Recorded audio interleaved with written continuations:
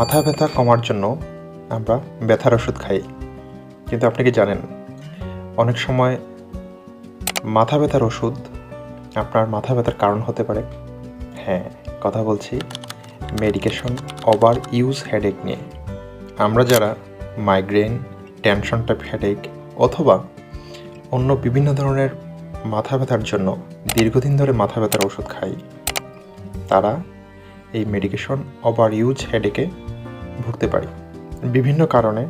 অথবা প্রয়োজনীয় হোক কিংবা অপ্রয়োজনীয় হোক, একজন মানুষ যদি প্রতি মাসে 15 দিন বা তার চেয়ে বেশি সময় NSAID অথবা প্যারাসিটামল অথবা অন্য কোনো ব্যথার ওষুধ নিয়ে থাকেন, তাহলে তাদের এই ব্যথার ওষুধজনিত মাথা ব্যথার সম্ভাবনা বেড়ে যায়।